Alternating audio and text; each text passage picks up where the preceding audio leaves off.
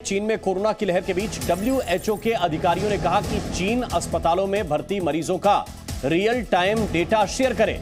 विश्व स्वास्थ्य संगठन यानी कि डब्ल्यूएचओ के अधिकारियों ने चीन की नेशनल हेल्थ कमीशन के अधिकारियों और नेशनल डिजीज कंट्रोल के डॉक्टर्स से मुलाकात की। इस दौरान उन्होंने जेनेटिक सीक्वेंसिंग पर ध्यान देने और वैक्सीनेशन बढ़ाने की सलाह भी दी है।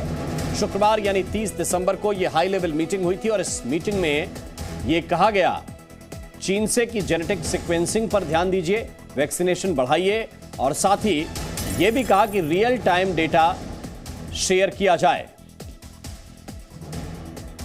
और चीन में कोरोना के कहर को देखते हुए दुनिया के कई देशों ने वहां से आने वाले यात्रियों पर नकेल कस दी। इसके बाद चीन बौखला गया, लेकिन चीन से अब भी इस तरह की तस्वीरें आ रही हैं जो उसकी बौखलाहट को गलत करार देती हैं। हम आपको चीन से आई एक ऐसी तस्वीर दिखाने जा रहे हैं जो आपके रोंगटे खड़े कर देगी। ये अपने खेत में 2000 मछलियां पाल के हर 6 महीने में 3 लाख तक कमा रहे हैं। आपको भी ये करना है, इनसे सीखना है तो फ्रीडम ऐप को अभी डाउनलोड कीजिए।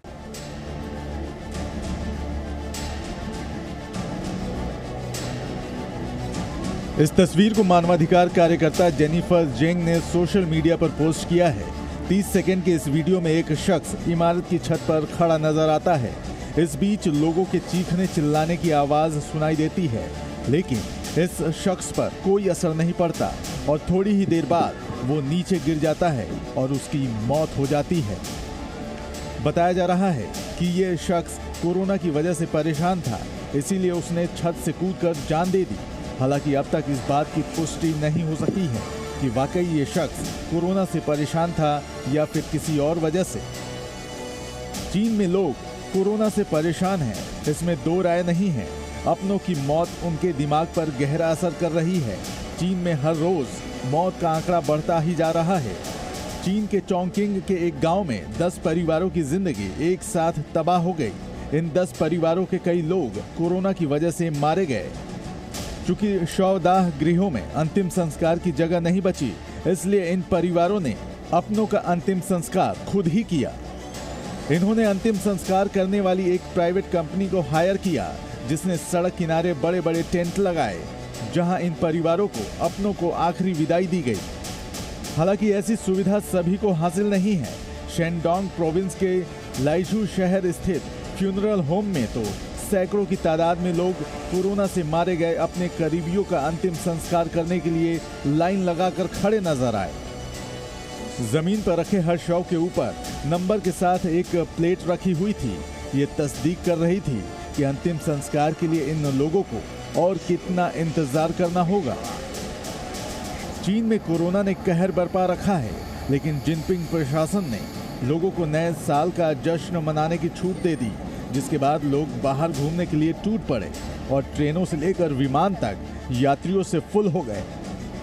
बीजिंग घूमने आए लोगों ने कहा कि वो लूनर न्यू ईयर की छुट्टी से कुछ हफ्ते पहले सरकार के कोविड-19 प्रतिबंधों में ढील देने से खुश हैं। लूनर न्यू ईयर की छुट्टी तक जाने वाली लोगों की भीड़ को दुनिया के सबसे बड़े वार्षिक मानव प्रवासों में से एक माना जाता है। इसमें परिवार के साथ छुट्टियां बिताने के लिए करोड़ों लोग यात्रा करते हैं। हालांकि 2 साल के बाद 22 जनवरी से शुरू हो रहे लूनर न्यू ईयर की छुट्टियों को एंजॉय करने की उमड़ रही लोगों की भीड़ चीन के साथ साथ दूसरे देशों के लिए भी खतरा साबित हो सकती है। इस भीड़ से कोरोना के नए वेरिएंट के म्यूटेशन में तेजी आ सकती है। साथ ही कोविड संक्रमण दुनिया में तेजी से फैल सकता है, जिससे बड़ी तबाही मच सकती है। इटली में इसकी तस्वीर दिख चुकी है। चीन से इटली के मिलान पहुंची 2 फ्लाइट्स के 50% यात्री कोविड पॉजिटिव निकले थे, जिसके बाद इटली ने चीन से आने वाले यात्रियों को कोविड टेस्ट अनिवार्य कर दिया है। रोम के एयरपोर्ट पर मौजूद सुरक्षाकर्मी चीन से आए यात्रियों पर पैनी नजर रखते हुए नजर आए। एक क्यूबिकल में ले जाकर उनका कोविड टेस्ट कराया जा रहा है। हालात को देखते हुए भारत सरकार ने विमानन कंपनियों से कहा है कि चीन और 5 दूसरे देशों से आने वाले लोगों के लिए चेक इन सिस्टम में बदलाव करे। चीन, सिंगापुर, हांगकांग, कोरिया, थाईलैंड और जापान से भारत आने वाले लोगों के लिए कोविड नेगेटिव रिपोर्ट अनिवार्य किया जा रहा है। नया नियम 1 जनवरी 2023 से लागू होगा। ब्यूरो रिपोर्ट, जी मीडिया।